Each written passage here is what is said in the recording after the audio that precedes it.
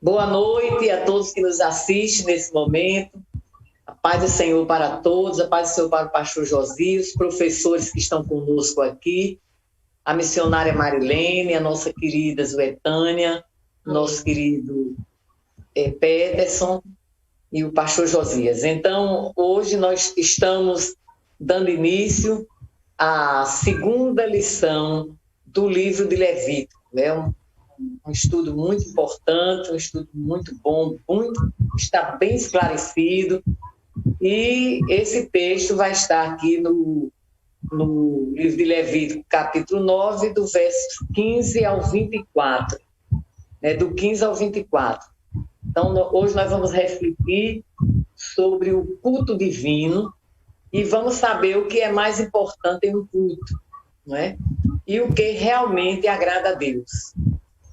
Eu estava lendo no livro de Mateus, capítulo 15, versos 8, que confere com Isaías 29, 13, e fala justamente do povo que naquela época, e hoje também existe, que honram o Senhor apenas de lábios, né? Diz assim: esse povo honra-me com os lábios, porém o coração está longe de mim. Porque naquela época havia ritual, conforme o texto, havia formalismo, mas a gente hoje vai mostrar a beleza e a glória do culto levítico, né? E nós vamos ver 3 tópicos importantíssimos. O primeiro tópico é o culto no Antigo Testamento. Aí nós vamos estudar 5 subtópicos no primeiro tópico. Os 5 são: o primeiro, como era o culto no Antigo Testamento; o segundo, como era o culto na época patriarcal; o terceiro, no período de Moisés; quarto, no tempo de Davi e Salomão; e o quinto, após o cativeiro babilônico. Já no segundo ponto, ou no segundo tópico, nós vamos ver os elementos do culto levítico. Nesse tópico, né, nesse segundo ponto, nós vamos ter 6 subtópicos. Né? O primeiro, nós vamos ver sobre os sacrifícios, que foi na palavra todos esses sacrifícios. O segundo, sobre os cânticos. O terceiro, a exposição da palavra. O quarto, a oração. O quinto, a leitura da palavra. E o sexto, as bênçãos. No terceiro tópico, nós vamos ver a finalidade do culto levítico. E os subtópicos são os seguintes: o primeiro subtópico é adorar ao único e verdadeiro Deus. O terceiro é reafirmar as alianças antigas. O terceiro, professar o credo divino. E o quarto, aguardar o Messias. Esses são os tópicos e subtópicos que nós estaremos explanando nesta noite aqui. Agora, a verdade prática do estudo diz o seguinte: o verdadeiro culto divino não se impõe pelo ritualismo, nem por sua pompa, mas pelo quebrantamento de coração e pela integridade de espírito. A glória de Deus não pode faltar. São esses os tópicos que veremos hoje. Vamos fazer uma oração para começarmos. Nós estamos aqui com a professora Marilene, Zuetânia e o professor Pérez, né? Cada um vai desenvolver um desses pontos. A Zuetânia vai estar desenvolvendo o primeiro ponto, com os subpontos, o irmão Peterson o segundo e a irmã Marilene o terceiro. Então, vamos apenas fazer aqui uma oração e vamos começar o nosso estudo. Senhor, te rendemos graças e louvamos o teu nome, o Senhor é digno de honra, de glória e de exaltação. Neste momento, suplicamos que o Senhor venha trazer todo o entendimento, Deus, do ensinamento desse estudo nesta noite, venha alargar tanto em nós quanto aos nossos amados irmãos que nos assistem neste momento, uma compreensão proporcionada pelas ações do teu Espírito. Alargue em nós essa compreensão, para louvor da tua glória, que oramos e te agradecemos em nome de Jesus. Amém? Amém. Então, agora a palavra fica com o Pérez. Então, com Zuetânia. Amém. A graça e a paz do Senhor a todos que nos escutam, né, nesta noite. Eu fiquei com o primeiro ponto, que é o culto do Antigo Testamento. Esse livro de Levítico vem nos instruir como adorar a Deus, como cultuar a Deus. Apesar de ser do Antigo Testamento, mas nos traz grandes ensinamentos para os dias de hoje, não é? Então, o culto do Antigo Testamento era um culto... o culto a Deus era exclusivo. O povo de Israel adorava em verdade e em espírito, né? E é este culto que Deus requer de nós, que nós possamos adorá-lo em espírito e em verdade. Então, o culto antigo, o culto divino do Antigo Testamento, seu desenvolvimento era na era patriarcal, no período de Moisés, de Davi, de Salomão, né? E após o cativeiro babilônico. Né? Na era patriarcal, em Gênesis 8, 20, fala que a primeira pessoa que prestou culto a Deus foi Noé. Quando aconteceu o dilúvio, então Deus, ninguém acreditava em Noé, e ali Deus mandou Noé fazer uma grande arca e colocar de cada animal, um animal limpo, né, sem mácula, e também mandou colocar todos da sua família. E quando passou todo aquele dilúvio, e baixou a água, que Noé pôde sair, ali Noé agradeceu a Deus, não é? E cultuou a Deus em agradecimento pelos livramentos da sua vida, pelos livramentos da sua família e daquela nova terra e daquela nova etapa que iria acontecer. Abraão também cultuou a Deus, né? Quando Deus disse que daria a terra prometida e que abençoava toda a sua semente, não é? E hoje essa terra de Canaã é a atual Palestina, né? Então Isaac também cultuou a Deus quando conseguiu em terras secas, terras que não tinham água, cavar poços e conseguir, né, água para aquele povo, não é isso? Então foi nas terras de deserto que isso aconteceu. E Jacó cultuou a Deus em Betel, né, e louvou a Deus pelas vitórias recebidas. Então, no período de Moisés, foi através de Moisés, né, que Deus entregou leis e instruções para que o seu povo cultuasse, né, a ele com mais, creio que, racionalidade, né, em cima dos mandamentos, né, entregue a Moisés. Então, as instruções entregue a Moisés, está lá escrito no livro de Êxodo, no capítulo 12, do 21 ao 26. Né? Nesse mesmo período, foram estabelecidas as festividades sagradas, como a Páscoa, e o dia da expiação. Então, a Páscoa é uma festa sagrada.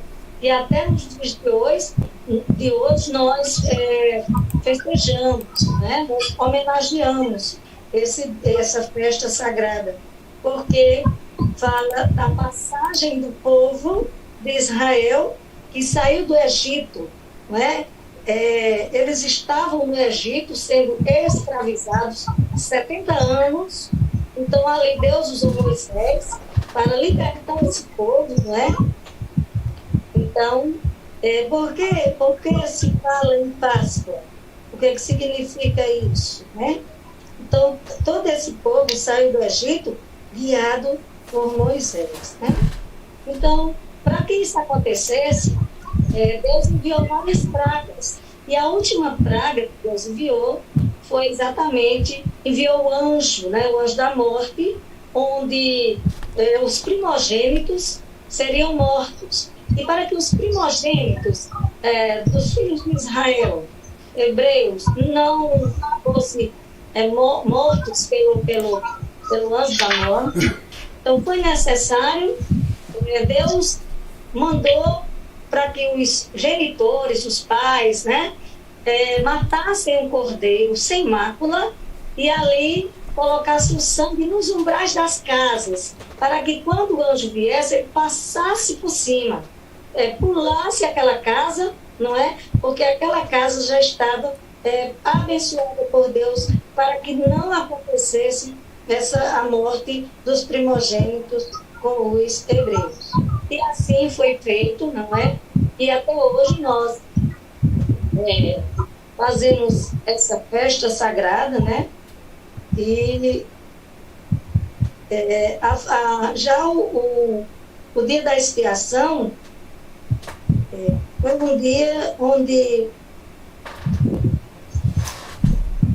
foi organizado pelos levitas para que os sacerdotes expiassem, né?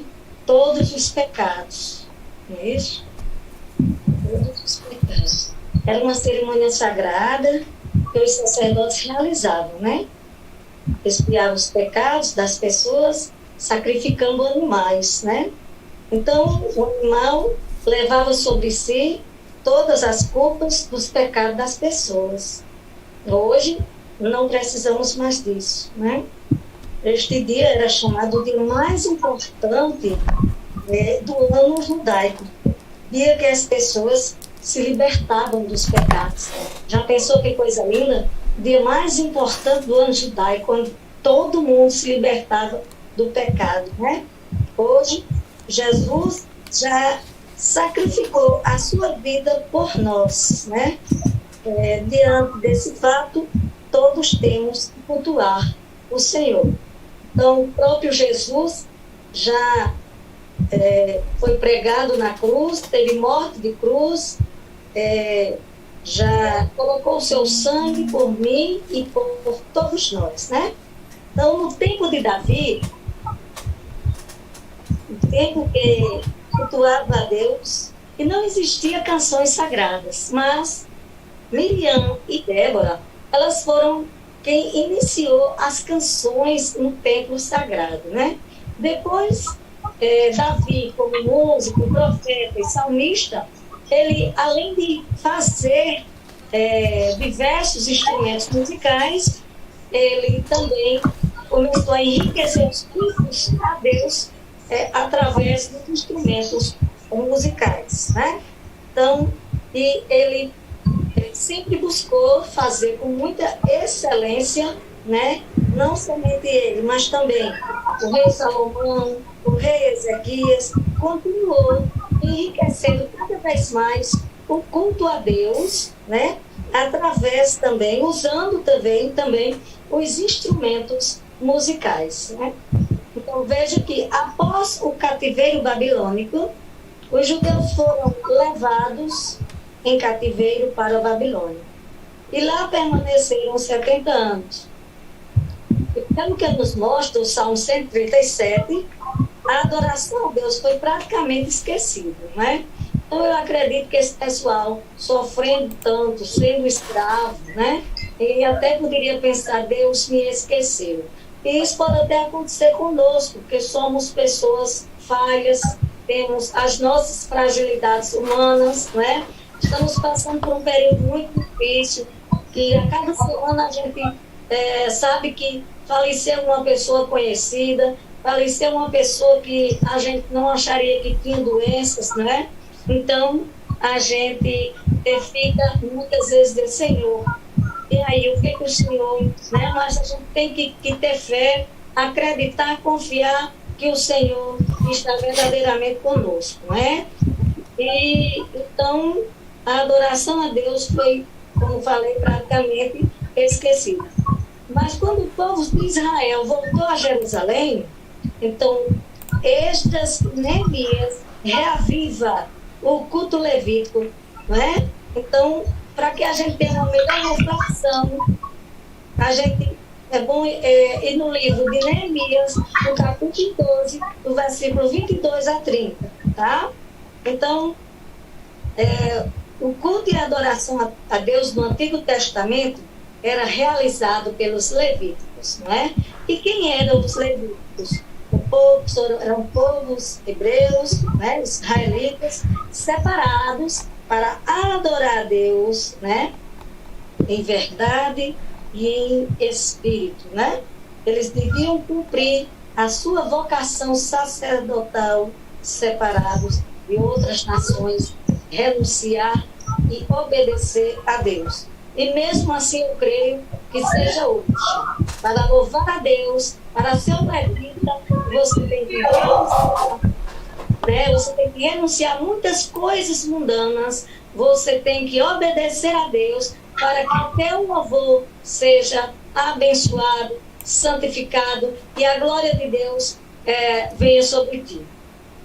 Então, os ensinos do livro Levítico nos revela o cumprimento do Novo Testamento, quando apresenta o mandamento bíblico, para que o crente seja santo e que no novo conceito pode ser cumprido através do sangue de Jesus. A chamada de Cristo é que ele seja santo em todas as áreas de sua vida. E a Bíblia diz, sede santo, porque eu sou santo, né? Lá em 1 Pedro, lá em 1 Pedro 1, diz, sede santo, porque eu sou santo. E também em 1 Pedro 16, diz, como é santo aquele que nos chama, sede vós também santos em toda a vossa maneira de agir, né? E de acordo com, segundo a visão, né, dos teólogos, o culto é um momento de adoração que atribuímos a Deus. Né? O culto marca o encontro a Deus com os seus adoradores. Esta adoração cristã eleva-nos ao coração do Criador. Né? Como afirma um teólogo, Karl Barth, ele diz que o culto cristão é o ato mais importante, mais relevante e mais glorioso na vida do homem. Eu também acredito nisso. O culto cristão regenera forças, né? O culto cristão transforma pensamentos negativos em pensamentos positivos. O culto cristão nos ajuda a adorar a Deus com mais força, com mais vontade, né? Com mais santificação. Nos ajuda a santificar a cada dia. Amém? Amém. Sim. Glória a Deus. Glória a Deus. Eu queria só comentar rapidamente, mais uma vez, assim, a questão. Ela deu bastantes conceitos sobre o que é um culto divino, né? Mas eu queria só dizer que no culto divino existem 3 partes também muito importantes, que é o serviço amoroso, o voluntário exclusivo, né? São 3 serviços importantíssimos no culto divino. O amoroso é a demonstração do amor, do nosso amor para com Deus, né? Que é o maior mandamento. O amor é o maior mandamento, na vertical para Deus e na horizontal para o homem. E essa parte aqui, que é voluntário, o culto é voluntário, significa que ninguém põe, pastores não impõe ninguém a fazer nada no culto, né? É voluntário, a pessoa vai voluntariamente fazer para o Senhor. E o exclusivo é justamente que nada pode ocupar o lugar de Deus em nossas vidas. Deus precisa e deve estar no centro do nosso coração, da nossa vida. Ele precisa estar em primeiro lugar na nossa vida, né? E eu achei bem interessante quando ela desenvolveu aí o estudo de tópicos, falando sobre Abraão, Isaac e Jacó, que eles realmente construíram altar para adorar o Senhor, né? Eles fizeram isso. E achei também bem interessante quando ela falou sobre Davi e Salomão, né? Que falou justamente que Davi, no culto naquela época, na época deles, não tinha louvor, né? Não tinha instrumento, não tinha nada, mas Davi, ele criou instrumentos, ele fez hinos, e aí o culto passou a ser mais animado naquele momento. A liturgia do culto foi bem interessante. E foi isso, né? Ela falou sobre essas partes bem importantes após o cativeiro babilônico. Ela falou bem interessante, falou dos 70 anos, do período, né, que eles estavam sem adorar a Deus. Pronto, agora está com Péricles, né? Não sei se o pastor vai falar alguma coisa. Não, podem prosseguir, viu? Podem prosseguir. Péricles. Boa noite a todos, a graça e a paz do Senhor, ao pastor, a todos os professores. Vamos dar continuidade. Né? Uma coisa que eu queria frisar é que o título aqui, o estudo, ele tem...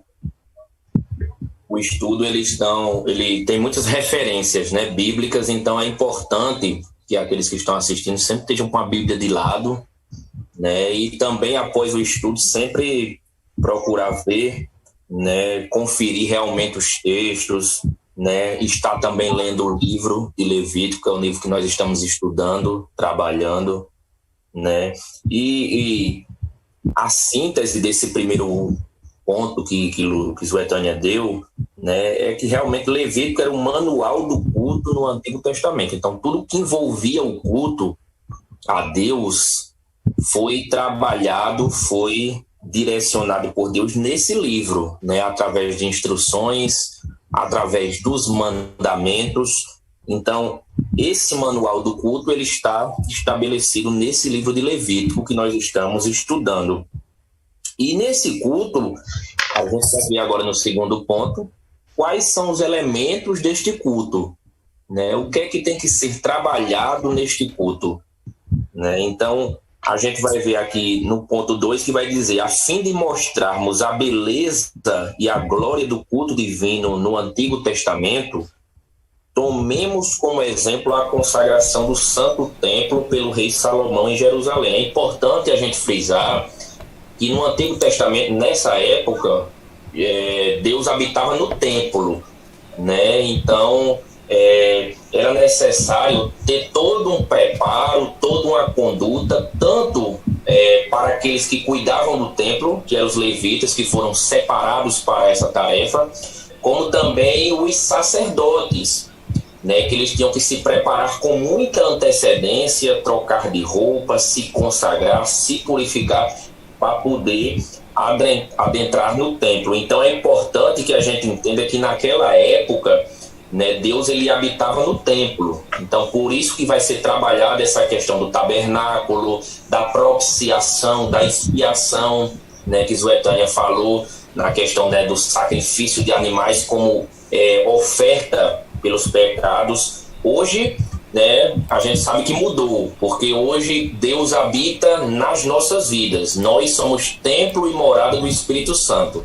Então, nós hoje é que somos o templo de Deus, somos a igreja, né? Então, o primeiro elemento que vai ser falado aqui na lição é o sacrifícios, né? Isso aqui, claro, que para uma questão mais da época, né? Para um contexto mais da época. Vai falar que o culto inaugural do Santo Templo, que teve início com a chegada da Arca Sagrada, a Arca da Aliança, foi marcada por uma grande quantidade de sacrifícios de animais.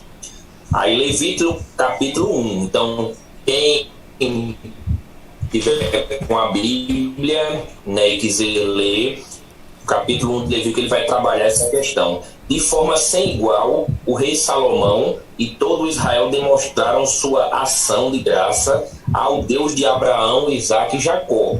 Então, essa primeira questão dos sacrifícios era mais uma questão, né, que trazia referência a Cristo, né? Por isso que se sacrificava animais, né? Foi uma reivindicação feita por Deus de se sacrificar animais puros, né, limpos, imaculados, em propiciação e expiação pelo pecado do povo, e o sacerdote também fazia um sacrifício pela sua família e pela sua vida, né? 1 Reis capítulo 8, versículo 5 vai dizer: o rei Salomão e toda a congregação de Israel que se reuniram a ele estavam todos diante da arca, sacrificando ovelhas e bois que de tão numerosos não se podiam contar. Então, era uma prática, né, que deveria se estabelecer no meio do povo e também para os sacerdotes, né? Então, hoje não há mais a necessidade desses sacrifícios, porque Cristo foi o nosso cordeiro, né, sacrificado no nosso lugar e cumpriu todo esse ritual, todas essas normas referentes a sacrifícios foi cumprida em Cristo Jesus. Por isso que ele cumpriu a lei e os profetas. Ele não deixou, ele não excluiu, ele cumpriu. Tudo foi cumprido nele, principalmente essa questão dos sacrifícios. Hoje não há mais a necessidade disso, porque ele foi o nosso sacrifício na cruz do Calvário. Então, em segundo lugar, né, como o irmão William até comentou um pouco, né, é a questão dos cânticos, né? Aí foi falado aqui no primeiro ponto, né, da questão de no tempo de Davi e Salomão não existia, né, essa questão de cânticos, né, de louvores, né, relacionados à música não existia, e foi a partir de Miriam e de Débora que foi estabelecido esses louvores, né, essa forma de adoração com música no templo. E aí, logo depois, veio Davi como músico, como uma pessoa capacitada, e forneceu instrumentos, criou instrumentos, e a partir daí, né, a gente tem esse elemento no culto, que é o louvor, né, que é o cântico. Em seguida, os cantores e músicos puseram-se a louvar ao Senhor, entoando provavelmente os cânticos de que Davi e outros salmistas haviam composto. Então é interessante que Davi já estava possivelmente elaborando até os salmos, né, que lá na frente, nos livros poéticos, a gente vai ver, e se viam, né, de embasamento esses louvores, né, para esses cânticos que eram cantados, né, nos cultos e no templo de Deus, né? Então era também uma prática muito comum no povo de Israel, né, na nação, né, de ter essa prática comum de louvar, de realmente proferir cânticos.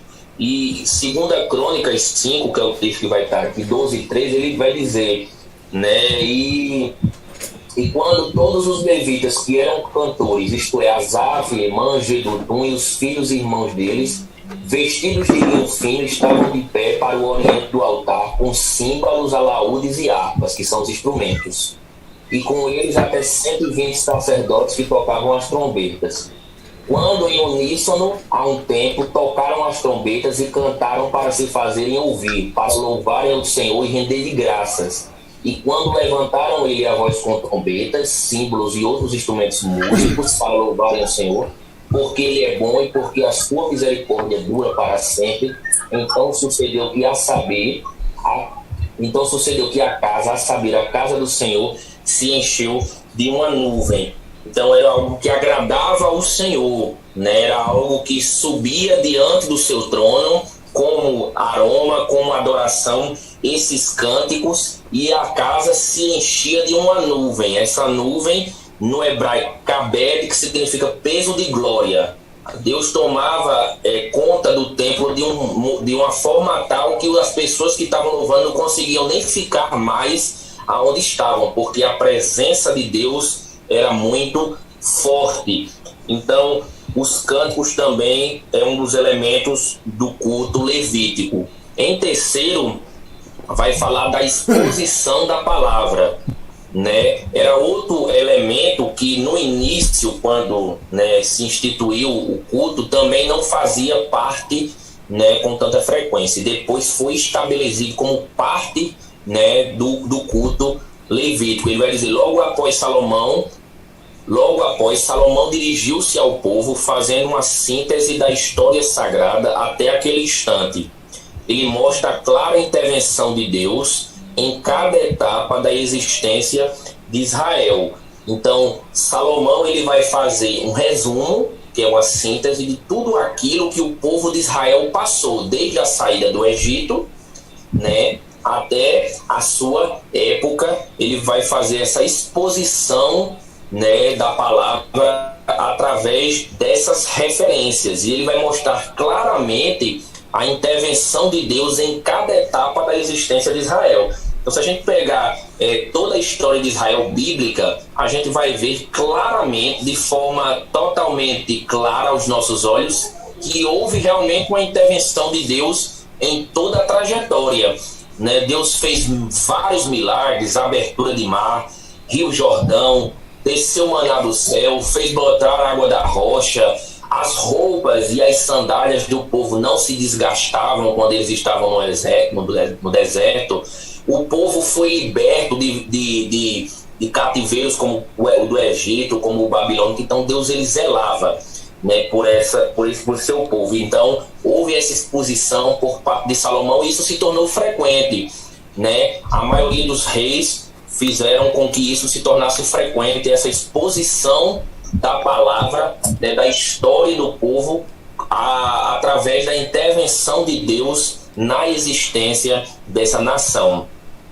Quarto lugar, vai falar sobre oração, né, fundamental, né, para a vida cristã. Existe um equilíbrio entre palavra e oração, né? Então nós temos que saber que oração é de suma importância, porque oração é a nossa comunicação com Deus, né? É através da oração que a gente tem esse contato com o Pai, né? Essa intimidade, essa conversa de amigo, esse diálogo, né? E a oração vai dizer: o rei dirige-se agora a Deus em oração, agradecendo por aquele momento, e intercede não só por Israel, mas pelos gentios que, ouvindo acerca da intervenção divina na vida de seu povo, para ali acorreriam. Então o texto aqui de 2 Crônicas 6, o 32 e 33, ele vai dizer, né: também ao estrangeiro que não for do povo de Israel, porém vier das terras remotas, por amor do teu grande nome, por causa da tua mão poderosa e do teu braço estendido,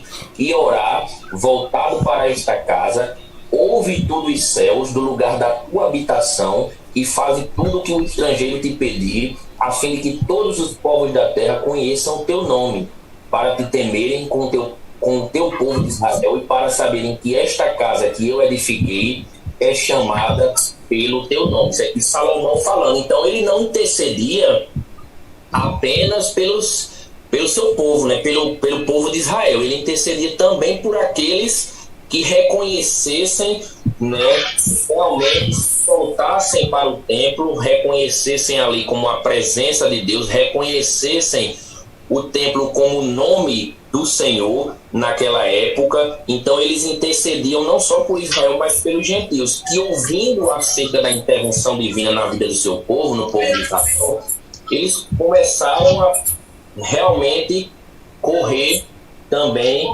para o templo, né, para realmente adorar ao único Deus, o Deus verdadeiro. Então, hoje é importante, né, nós também, quando orarmos, não apenas sermos egoístas e orarmos só por nós, né, mas orarmos também por aqueles que necessitam, por aqueles que precisam, né. Então, a oração, ela é um instrumento fundamental para a igreja hoje. Ela é um instrumento muito importante, assim como foi aqui no templo do culto levítico, também para o culto hoje, né, para o culto, né, a nossa vida. É importante que a gente tenha uma vida de oração constante diante do Senhor, né? 1 Tessalonicenses vai falar no capítulo 5 que a gente tem que orar sem cessar, né? Então, não existe limite para a oração. Temos que estar em constante comunicação com o Pai para que nós possamos estar em intercessão, né, também por aqueles que precisam. O quinto lugar vai dizer a leitura da palavra, né? E também foi algo que foi instituído com muita importância após o cativeiro babilônico, né?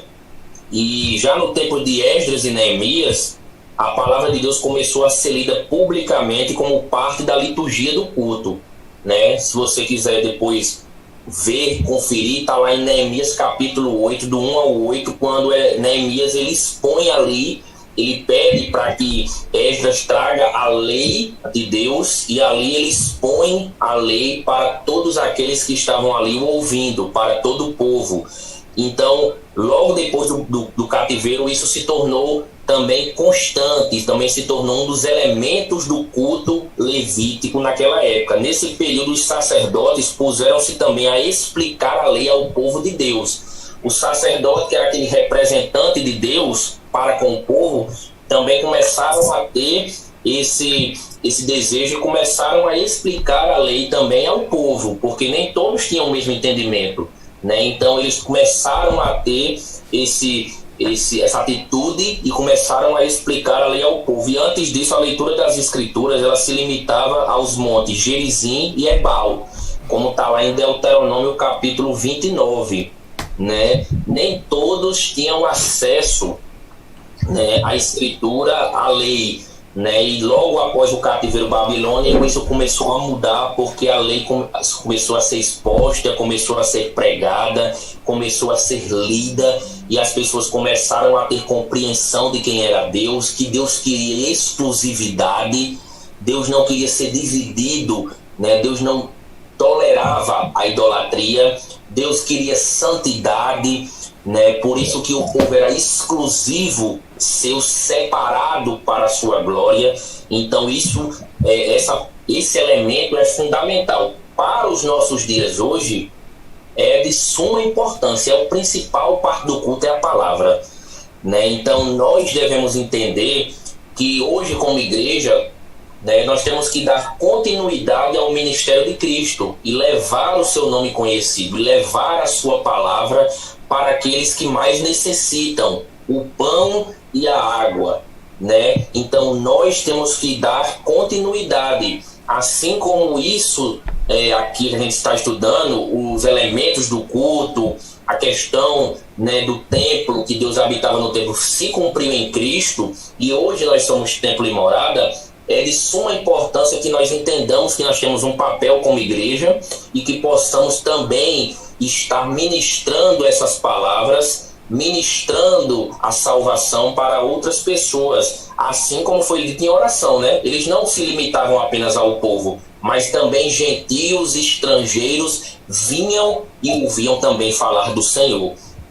E o último ponto vai ser a bênção, né? O culto levítico era encerrado com a bênção araônica, que é aquela bênção que a gente está acostumado, né, a proferir na igreja. A irmã Aurília também, às vezes, quando ora, também profere. Então, no culto levítico, o culto era assim encerrado com essa bênção araônica porque o sacerdote era Arão, né? Está lá em Números 6, do 22 ao 26. Quem quiser conferir depois, né? E ao serem assim abençoados, os filhos de Israel conscientizavam-se de que eram propriedades particular do Senhor, né? Então, Deus queria exclusividade. Quando Deus estabeleceu o culto, né, levítico, né, os elementos, quando Deus ele estabeleceu o templo, né, pediu para que fosse construído um templo e que ele habitaria no templo, tudo isso, o propósito de Deus era que ele fosse exclusivo, que o povo entendesse a importância de exclusividade por parte do seu povo, propriedade, né? O Êxodo 19:5, ele vai dizer: agora, pois, se diligentemente ouvirdes a minha voz e guardardes a minha aliança, então sereis a minha propriedade peculiar dentre todos os povos, porque toda a terra é minha. Então nós somos povo de Deus. Como povo de Deus, a sua bênção já está sobre nós. Ela não vai estar, ela já está sobre nós. E por isso também nós não podemos ser amigos do mundo. Tiago vai falar lá no seu livro que aquele que se torna amigo do mundo torna-se inimigo de Deus. Ele chama de infiel, no original adúltero. Então nós temos uma exclusividade. A adoração, o culto, ele tem que ser exclusivo ao Senhor, exclusivo a Deus. Como a irmã Aurília falou, com serviço amoroso, voluntário e exclusivo. Deus, ele quer isso no seu culto. Deus, ele quer um culto totalmente voltado para ele, um culto cristocêntrico, um culto teocêntrico. Um culto não pode jamais ser antropocêntrico, o homem como referência, como centro, jamais. Importa que ele cresça e que eu diminua. E assim como a nuvem enchia o templo naquela época, Cabed, peso de glória, hoje também a sua presença enche o nosso ser, porque o Espírito Santo habita em nós. Ele é o nosso selo, a nossa garantia, o nosso penhor. Então, que Deus abençoe, que a gente realmente entenda o que é o culto a Deus, né? Os sacrifícios, que não necessariamente, que não se precisa mais hoje, não é mais necessário, os cânticos, a exposição da palavra, a bênção, todos esses temas centrais, que o nosso culto a Deus, né? Hoje nosso culto não se limita ao templo, né? Nós cultuamos a Deus aonde nós estivermos, porque nós somos igreja de Deus. Então que Deus aplique a sua palavra no coração de todos aqueles que ouvem. Qualquer dúvida que quiserem tirar conosco, né? Posso falar com o pastor, comigo no WhatsApp, com algum professor, que a gente vai estar tirando a sua dúvida com o maior prazer. A oportunidade está com Marilene. Deus abençoe a todos. Amém. Algum professor gostaria de comentar mais alguma coisa antes da gente prosseguir? Podemos seguir, né? Missionária Marilene. Só a graça e a paz do Senhor a todos, né? Amém? Amém. Amém. É uma alegria, né? Muito bom estar aqui, participar, né? Que bênção, que maravilha. E nós já vimos tantas coisas aí maravilhosas, né? Que realmente cada pessoa que está assistindo possa aplicar realmente em seu coração, né? O que já foi falado. E eu vou ler agora esse último. Eu agora estou com esse último ponto, né? Que fala das finalidades do culto levítico. Então, nós vamos ver 4 finalidades, né? 4 finalidades nesse culto. E o primeiro, adorar ao único e verdadeiro Deus. O segundo, reafirmar as alianças antigas. O terceiro, professar o credo divino. E o quarto, aguardar o Messias. Então, vamos ver 4 finalidades, né? 4 finalidades.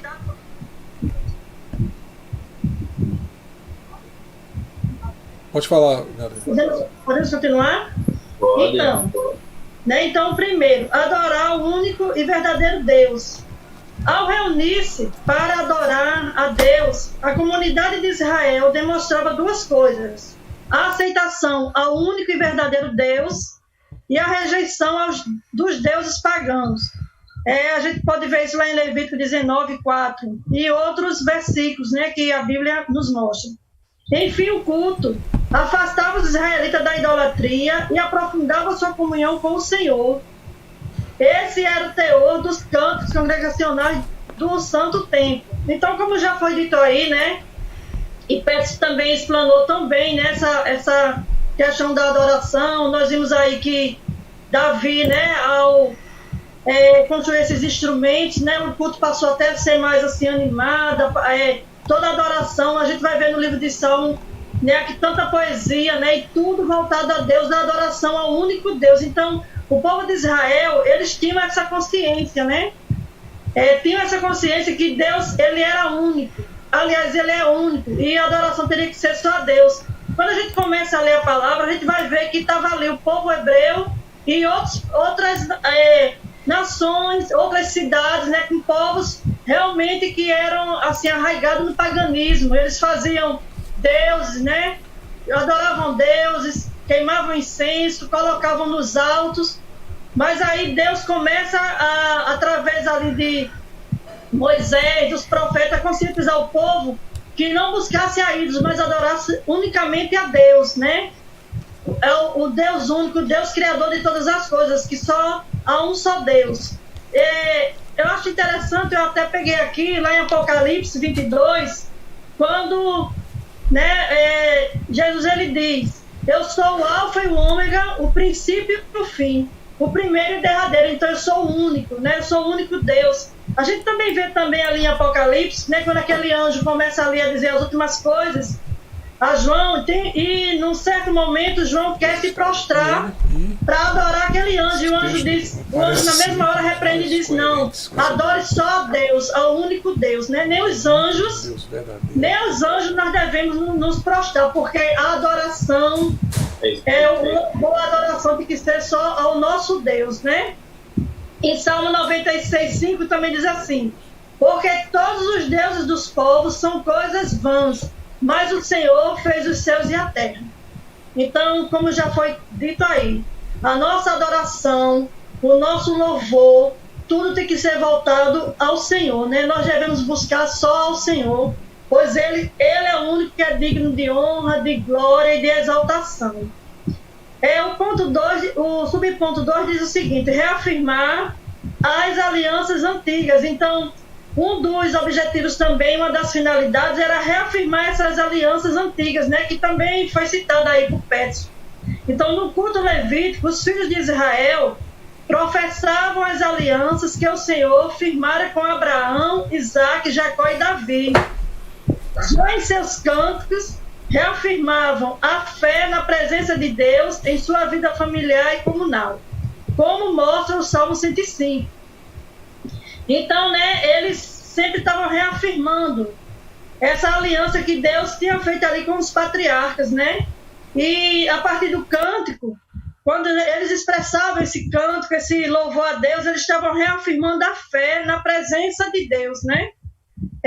Um dos versículos aqui que eu quero ler para uma melhor compreensão diz assim, Levítico 26: E para vós olhareis e vos farei frutificar, e vos multiplicarei e confirmarei o meu conceito convosco, né? Então essa é uma das alianças que Deus estava fazendo ali, e estava reafirmando a aliança que ele tinha feito ali com o povo, né? Então Deus estava sempre mostrando essa questão da aliança, que ele estava reafirmando a aliança, as promessas que tinha feito com aquele povo. Trazendo para os nossos dias atuais, nós sempre temos que ter guardado em nosso coração que o Senhor, ele nos faz promessa, né? A promessa da salvação em Cristo, a promessa da glória futura, e nós temos que ter isso arraigado em nosso coração. Por isso que nós temos que adorá-lo, que buscá-lo, que estar sempre relembrando, né, essa aliança, as bênçãos que o Senhor tem para nós. Quando ele faz aliança ali com Abraão, que ele diz, né, que a partir dele todas as famílias da terra seriam benditas, né? Hoje nós temos essas bênçãos, desde aquela aliança que Deus fez ali com o patriarca, e nós somos abençoados, né, através disso aí. O terceiro ponto diz o seguinte: professar o credo divino. Em seus cultos, os israelitas, guiados pelo ministério levítico, professavam seu credo. Ouve Israel, o Senhor, nosso Deus é o único Senhor. Deuteronômio 6,4. Nesta sentença resume-se toda a teologia do Antigo Testamento, que a Igreja de Cristo recite a doutrina divina. Então, esse credo, né? E hoje nos cultos, né, nós temos que reafirmar essa fé, nós temos que louvar diretamente ao Senhor, nós temos que dar graça diretamente ao Senhor, buscar sempre a presença do Senhor, reafirmando, né, sempre que Deus, Ele é único, Ele é verdadeiro, Ele é fiel e não há outro além dele. E essa doutrina ela tem que ser pregada, né, a palavra genuinamente. Hoje, só abrindo assim um parênteses, é algo assim preocupante, né? E a gente sabe que isso aí é bíblico, que virá a apostasia dos últimos tempos. Nós já estamos vendo tanta coisa aí, né? Já faz um certo tempo que a gente está vendo aí tanta mistura, tanta coisa errada, tanta pregação que não condiz com a palavra. E isso é preocupante, né? Porque se a gente busca a palavra, se a gente lê a palavra, a gente não cai. É necessário que tenhamos a Bíblia ali como regra de fé e prática, que possamos buscar, que possamos ler. E a palavra tem que ser genuinamente pregada, né? A palavra de Gênesis Apocalipse, ela tem que ser genuinamente pregada, porque quando a gente lê a palavra, a gente está buscando esse credo divino, quando a gente está firmado mesmo na palavra, a gente não cai. A própria palavra de Deus diz: o meu povo perece por não conhecer as minhas escrituras e o poder, ainda diz mais, o poder que há nela. E realmente a palavra de Deus ela é viva. Nós lemos um versículo agora, daqui a alguns minutos, quando você vai ler, você já vai tendo outra conotação, já vai tendo outro entendimento, porque ela é viva, ela vai, a cada dia, ela vai nos edificando. Então é por isso que a gente tem que ler e ver o poder que há nela. A partir do momento que eu estou em determinado lugar, se eu vou para uma igreja, para uma oração, seja onde for, eu tenho que estar ligada com o céu e ligada com a palavra. Se eu leio a palavra, o que for exposto ali, eu vou reter aquilo que vem de Deus, né? Eu não vou ficar em dúvida, eu não vou cair, porque eu estou firmada na palavra. Então é necessário que nós, Igreja do Senhor, povo escolhido, né, sacerdócio santo, como foi dito aí, possamos estar arraigados nesta palavra, né? E sempre estar confessando que Jesus Cristo é o único e suficiente Salvador das nossas vidas. Amém?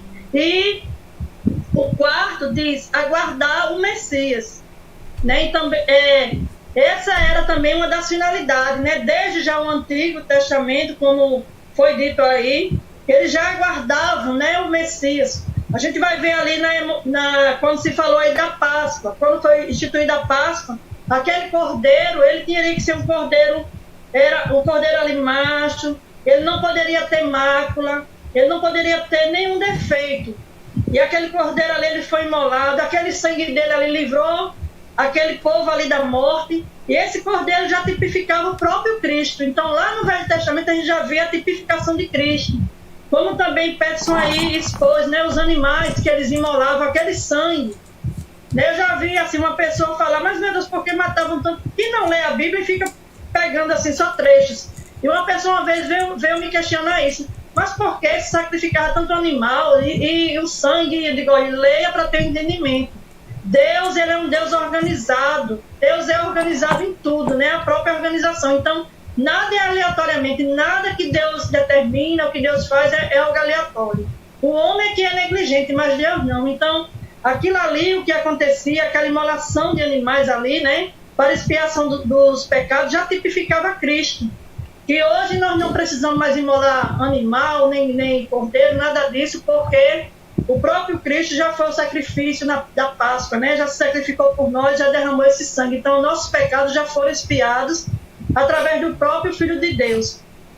Quando diz assim, aguardar o Messias, no livro de Salmos há uma elevada cristologia, ou seja, né, falando de Cristo, e Cristo como centro de todas as coisas, que descreve a paixão, a morte e a ressurreição, e a glorificação do Senhor Jesus Cristo como Rei dos Reis.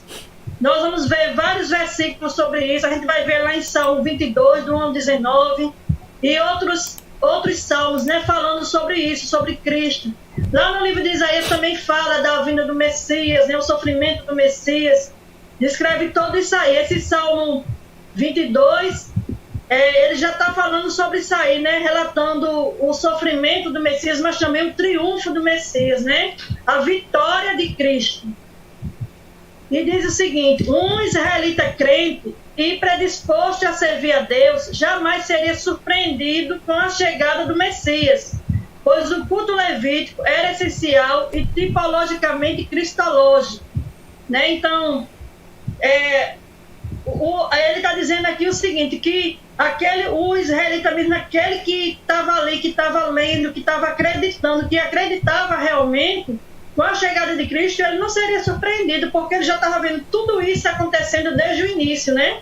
A gente começa a perceber aí, quando Jesus, né, ele se apresentou realmente como Filho de Deus, a perseguição, né? E diz que os seus os perseguiram. Então, certamente, muitos se converteram, muitos buscaram, né? E houve conversão ali em massa, mas outros negaram, né? Ainda não acreditaram que aquele era o Filho de Deus, o Deus Altíssimo. Negaram a Cristo, tanto que pediram a crucificação de Cristo. Então, esses eram aquela classe de israelitas, né, que estavam lendo ali, mas não estavam absorvendo realmente a palavra, não estavam crendo realmente, não arraigou dentro de si que aquele era o Filho de Deus, que aquele era o Messias, né? As finalidades do culto levítico eram adorar a Deus, reafirmar as alianças divinas, professar o credo mosaico e aguardar o Messias, né? Então, esse é o resumo desse terceiro ponto aí. Eu quero só deixar aqui, Levítico toma por certo que quando os homens se chegam a Deus, eles não devem ir de mãos vazias. Há algo sobre a relação que torna correto e apropriado os homens levarem uma oferta. Desde os tempos do Novo Testamento, é fácil esquecer esta verdade, mas sempre temos que nos lembrar de que, embora os crentes possam se aproximar de Deus com ousadia, eles não devem ir de mãos vazias. Sob o antigo conceito, os adoradores iam com dádivas próprias. Hoje os crentes vão com a própria dádiva de Deus, o seu Filho Jesus, como base de aproximação e intimidade dos adoradores com Deus, né? Então, não devemos nos apresentar a Deus de mãos vazias, né? E quando a gente fala assim de ofertar, né? É muito importante a gente ofertar na casa do Senhor. É imprescindível, é importantíssimo a gente também ser dizimista para a obra do Senhor, porque tudo é bíblico. Mas essa mão vazia também, ela está muito assim falando no sentido também espiritual, né? Nós devemos dar nossas primícias ao Senhor. Nós devemos levar essa dádiva, né? Se Cristo está em nós, então o que é que nós temos que fazer? Cultuar ao Senhor, buscar ao Senhor e buscar em espírito e em verdade. Prestar essa adoração, esse culto com o coração realmente quebrantado e contrito. Um coração quebrantado e contrito, Deus não rejeita, né? É realmente pedir ao Senhor: Senhor, me ensina cada vez mais a te adorar. Ao louvar o hino não é cantar como o mundo canta, é cantar esvaziando-se de si mesmo e preenchendo com o Espírito Santo de Deus. A palavra do Senhor diz que o Espírito Santo de Deus, ele está sobre nós, né? E vem gemidos inexprimíveis, porque ele chora, ele ora, ele faz tudo isso, essa atuação dentro de nós, né? Somos o templo do Espírito, mas levando o melhor, as primícias, né? As melhores coisas, aquilo que a gente tem de melhor para expressar o Senhor, a nossa adoração, a nossa oração, a nossa busca, fazer o melhor, né? E pedir a Deus para realmente que Ele venha nos ensinar a ser realmente cristão, autêntico, né? Com autenticidade na palavra, viver a palavra e pregar a palavra, né? Aquilo que eu disse no estudo passado, eu peço sempre a Deus: Senhor, eu quero viver a tua palavra, mesmo com os erros, com os defeitos, mas o Senhor me ensine a viver, e que também eu possa viver a tua palavra e possa levar a tua palavra, né? Viver aquilo que eu prego. Se eu estou pregando o amor, eu quero viver o amor. Se eu estou pregando o perdão, eu quero viver o perdão. Então, que eu possa viver a palavra, eu posso ensinar, mas também viver. Primeiramente viver para poder ensinar, né? Então, este é um resumo E agora eu passo para a irmã Aurília, né, que vai fazer a conclusão. Se alguém for falar alguma coisa aí do ponto, né, quiser acrescentar. Não, então vamos fazer a conclusão, né? Depois de todo esse estudo hoje maravilhoso, nós concluímos o seguinte, que os filhos de Israel, eles não souberam cultuar a Deus, né? Como Deus requer de cada um de nós. Então, por isso eles se deixaram ser contaminados pelo formalismo. Por isso que eles não louvavam a Deus como Deus merece, né? Eles precisavam se entregarem mais ao Senhor. Então, eles adoravam a Deus apenas com os lábios, como eu disse no início do estudo. Porém, o coração estava totalmente distante de Deus. E a gente sabe que nós temos que adorar a Deus em espírito e em verdade, que está escrito lá no livro de João 4:24. Agora eu quero, para terminar o nosso estudo, fazer algumas perguntinhas e trazer já a resposta. As perguntas eu estou colocando aqui para os irmãos verem, viu, Maurília, na tela. Pode ir lendo e comentando aí, tá bom? Sim. Então, a primeira questão é o seguinte: o que é o culto divino? Só para você lembrar, porque já foi falado tudo hoje. É o serviço amoroso, voluntário e exclusivo que Deus requer de cada um de suas criaturas, que todos e em todo lugar e tempo glorifiquem-no como Senhor e mantenedor de todas as coisas. O culto divino é isso aí. E a segunda pergunta é a seguinte: como era o culto na época de Moisés? Glória a Deus.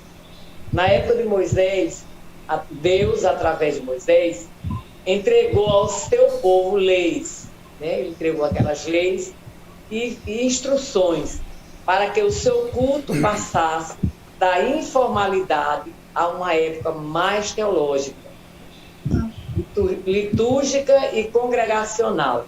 A partir daí, estabeleceram-se as festividades sagradas, como a Páscoa e o Dia da Expiação. Agora, não somente as famílias, mas todo o povo é intimado a cultuar o Senhor. A terceira questão é a seguinte: qual a contribuição de Davi no culto divino? A resposta é essa. Até a ascensão de Davi como rei de Israel, a música não era utilizada, como já foi falado aí, no culto divino. O cântico de Miriam e o de Débora constituíam as manifestações espontâneas que procederam à isenção da música na liturgia do Santo Templo. Então, mas como o rei Davi, que também era profeta, salmista e músico, ele fazia a celebração oficial ao Senhor. Foi sendo enriquecido porque ele cantava, né, com os instrumentos que ele mesmo fazia, fabricava, e as músicas que ele compunha. Essa é a terceira questão. Ele buscava sempre a excelência do culto divino. O rei Davi inventou e fabricou diversos instrumentos musicais, né? A quarta questão é a seguinte: cite os elementos do culto levítico. Então, os elementos do culto levítico eram os sacrifícios, os cânticos, a exposição da palavra e a bênção, né? E a quinta e última questão é: quais os objetivos do culto levítico? Era adorar a Deus, reafirmar as alianças divinas, professar o crédito mosaico e aguardar o Messias, que já foi falado pela irmã Maria. Então, esse foi o estudo nesta noite. Acredito que todos absorveram bem, porque foi bastante bem explicado. Qualquer coisa, eu vou falar agora como o Pérez, tomar para mim as palavras dele. Se você não entendeu, pode nos procurar, estamos às nossas disposições. Amém. Vamos fazer uma oração, vamos agradecer a Deus. Antes da oração, Maurília, antes da senhora orar pelos irmãos, só queria dar alguns avisos importantes, bem rapidamente. O primeiro aviso é com relação a amanhã às 7 horas, nós vamos ter o culto de oração online, transmitido pelo Facebook da nossa igreja e pelo YouTube. Então às 7 horas nós estamos realizando esse culto, né? E na quinta-feira, na igreja, no nosso templo, nós vamos ter no nosso templo o culto das oportunidades. Teremos um pastor pregando a palavra de Deus conosco. Então na quinta-feira, a partir das 7h30 da noite, todos também estão convidados para estar conosco.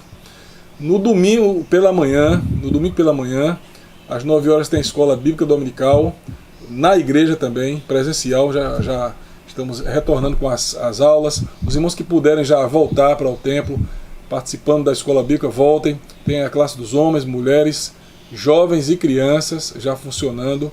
Estamos estudando essas mesmas lições também. Então, todos estão convidados no domingo às 9 horas da manhã. E domingo à noite teremos nosso culto de celebração às 5 horas da tarde no templo da igreja. Na sexta-feira, a irmã Aurília também sempre faz o ciclo de oração a partir das 2h30 e ela também está transmitindo pela internet todas as sextas-feiras a partir das 2h30. Então, os irmãos que puderem assistir, assistam. E aqueles que desejarem voltar, que têm condições de voltar, voltem também para os cultos. A igreja já está retomando todas as atividades presenciais e é importante também que possamos todos estar juntos com todos aqueles que já puderem participar desse retorno. Amém? Irmã Aurília, pode orar, irmã Aurília, pelos irmãos todos, em nome de Jesus. Vamos orar, feche os seus olhos, vamos pedir ao Senhor que nos proporcione uma noite abençoada, com sono reparador, que logo mais você possa dizer, pedir ao Senhor me proporcionar um sono reparador. Amanhã, quando você acordar, poder dizer, dormi e acordei porque o Senhor me sustentou. Senhor dos exércitos, príncipe da paz, Cordeiro de Deus, rendemos-te graças por este estudo, Senhor, que com certeza veio edificar mais e mais as nossas vidas, as vidas dos ouvintes. Nós te bendizemos neste momento pelo Deus maravilhoso que o Senhor é, o Deus grande, o Deus poderoso. Queremos nesta oração pedir ao Senhor por cada professor, pela vida do pastor Josias, pela sua família, pedir ao Senhor neste momento por cada família que está a nos assistir neste momento, que o Senhor venha proporcionar sono reparador a cada um e que amanhã cada um possa dizer, dormi e acordei porque o Senhor me sustentou. Meu Senhor dos exércitos, tu és o supridor das nossas necessidades, o Deus que tem nos assistido em cada momento da nossa vida. Receba a nossa gratidão, receba a nossa adoração nesta hora, em nome de Jesus e para a glória do nome do Senhor. Que Deus abençoe a todos, a paz do Senhor.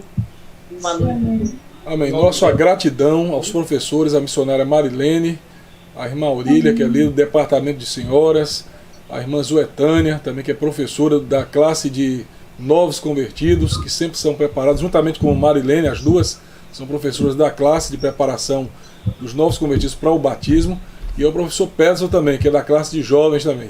Deus abençoe a vocês, professores, que participaram nessa noite, aos irmãos em casa também, e que Deus possa dar a todos uma boa semana de paz e que a graça dele esteja com cada um de nós, em nome de Jesus, amém?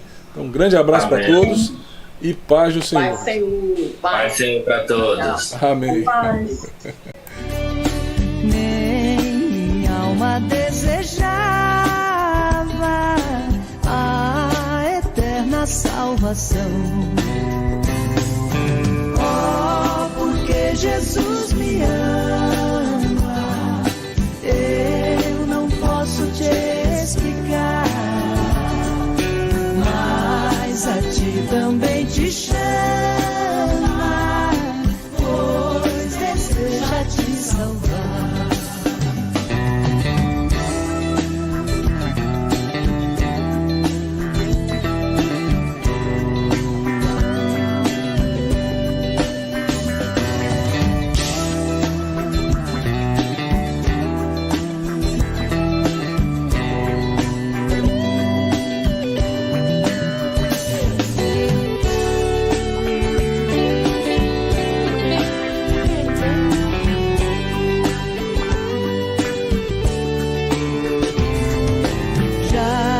Cansado do pecado, fui aos pés do Salvador.